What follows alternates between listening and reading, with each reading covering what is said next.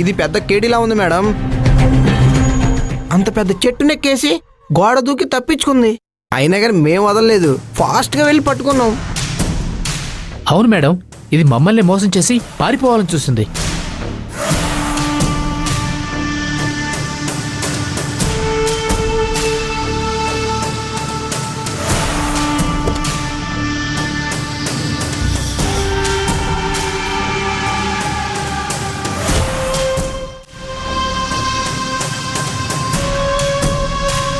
రేయ్, అయ్యా అయ్యా దాన్ని తీసుకొచ్చి అక్కడ పడేయండి. అలాగే అయ్యా. అలాగే అయ్యా.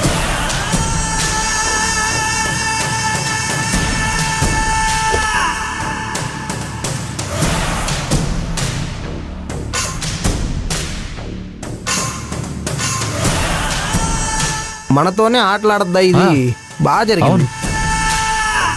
రేయ్, ఇలా రండి.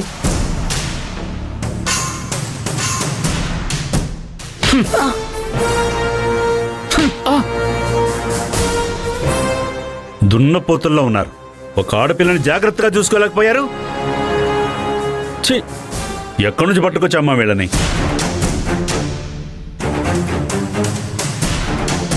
అయ్యా రేయ్, నా కళ్ళ ముందు నిలబడకండి, వెళ్ళండి. ఇంకొక అవకాశం ఉండే. రేయ్, డాడీ, ఏయ్ మీరు వెళ్ళండి. రారా.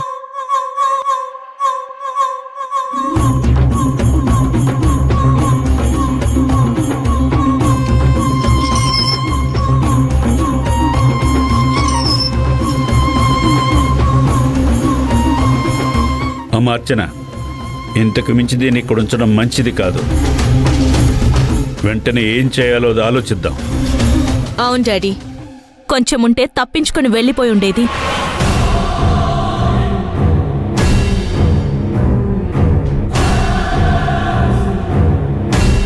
ఏమి అంత త్వరగా నిన్ను వదిలేస్తాననుకున్నావా?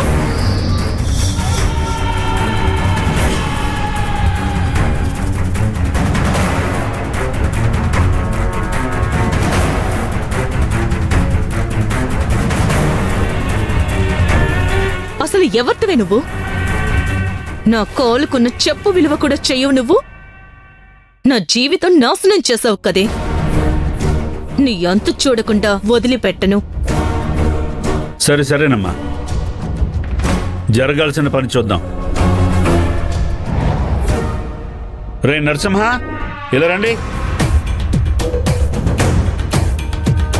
చెప్పండి అయ్యా.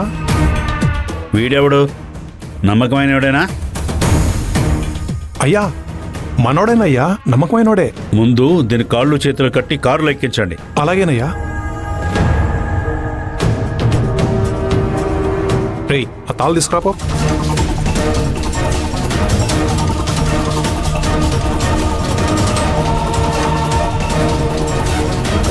ఆ కాళ్ళ కట్టు.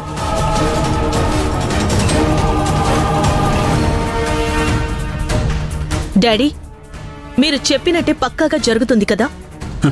అంతా కరెక్ట్గానే జరుగుతుందమ్మా. రేయ్, బాగా టైట్గా కట్టండి రా. అలాగేనయ్యా. అలాగేనయ్యా. ఇప్పటికే ఒకసారి ఎస్కేప్ అయింది. సడన్ గా మెలకు వస్తే అరిచిన అరుస్తుంది. అలాగేనయ్యా. నోట్లో గుడ్డలు కుక్కి బాగా టైట్ గా కట్టండి.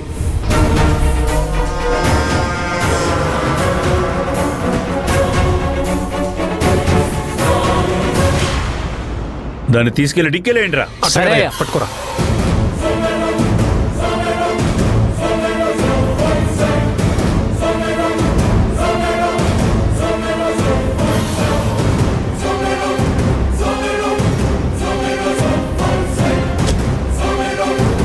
రేయ్, నీ చెప్పిందంతా గుర్తుంది కదా? గుర్తుందయ్యా. పనయ్యాక వచ్చి నన్ను కలువు. అలాగేనయ్యా, పని అయ్యాక వచ్చి కలుస్తాను. ఎలాంటి తప్పు జరగకూడదు, జాగ్రత్త. మేము చూసుకుంటామమ్మా, వస్తామయ్యా. వెళ్ళండి.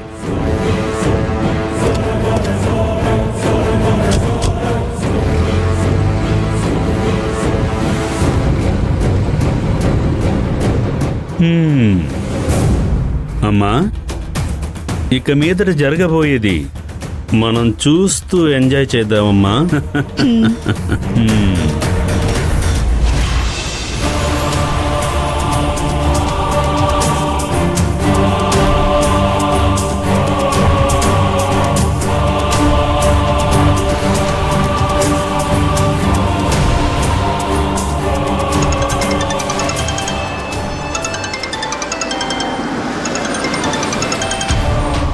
హలో హలో డాడ్, రే తారక్ ఎక్కడున్నావు? నేను నార్సింగ్ దగ్గర ఉన్నాను డాడ్. నీలవేణి గురించి ఏమైనా తెలిసిందా?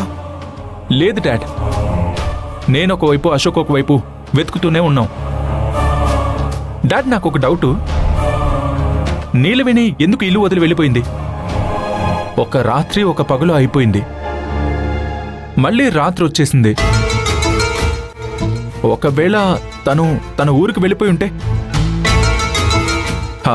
ఎందుకైనా మంచిది వాళ్ళ నాన్నకు ఒకసారి ఫోన్ చేసి కనుక్కోండి డాడ్. అదేం వద్దురా. ఎందుకు డాడ్? ఇక్కడెక్కడా లేదంటే అక్కడికే వెళ్ళుంటుంది కదా. అందుకని ఆయనకే ఫోన్ చేసి అడుగుతావా? ఏమని అడుగుతావు? నాన్న,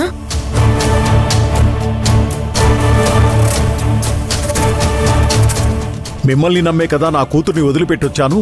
ఇలా చేశారు ఏంటి అని భద్రయ్య నన్ను అడిగితే ఏం సమాధానం చెప్పాలరా? అది కాదు డాడ్, ఒకవేళ అక్కడికి వెళ్ళుంటే మనకు తెలియదు కదా. అలా వెళ్ళుంటే ఈ పాటికి భద్రయ్య నాకు ఫోన్ చేసేవాడు. డాడ్, రోడ్డు మీద నడుస్తున్నప్పుడు ఒకవేళ రోడ్లో యాక్సిడెంట్ ఏదైనా జరుగుంటే? రే రే నోరు మీరా. నేనే భయపడిపోయాను, నువ్వొకడివి. అలా ఏం జరిగి ఉండదు. సరే సరే సరే dad, she will be definitely okay. Anyways నేను ఈరోజు నైట్ కూడా ఫుల్గా వెతికి చూస్తాను. అశోక్ కూడా వెతుకుతున్నాడు. ఏదైనా తెలిస్తే అప్డేట్ చేస్తాం డాడ్. అలాగేరా.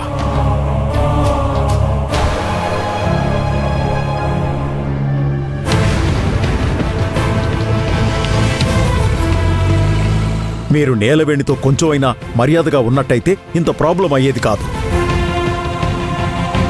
తన పాటికి తను ఉండేది. మీ అమ్మ కంటే తను నచ్చలేదు, అందుకని తిడుతుంది. మీకేమైంది? నాన్న, తన ఇంటి నుంచి వెళ్ళిపోతుందని మాకెలా తెలుస్తుంది? దొంగతనం చేసిందని నిందవేసి అవమానిస్తే గౌరవం మర్యాదున్న పల్లెటూరు పిల్ల ఇంకేం చేస్తుంది? సరే నాన్న, మీరు తినండి. నాకేం వద్దమ్మా, ఆకలిగా లేదు. అవును, మీ అమ్మెక్కడా? ఈ టెన్షన్లో రోజంతా తన గురించి పట్టించుకోలేదు. అమ్మ ఉదయాన్నే ఏదో ముఖ్యమైన పనుందని బయలుదేరి వెళ్ళిపోయింది నాన్న.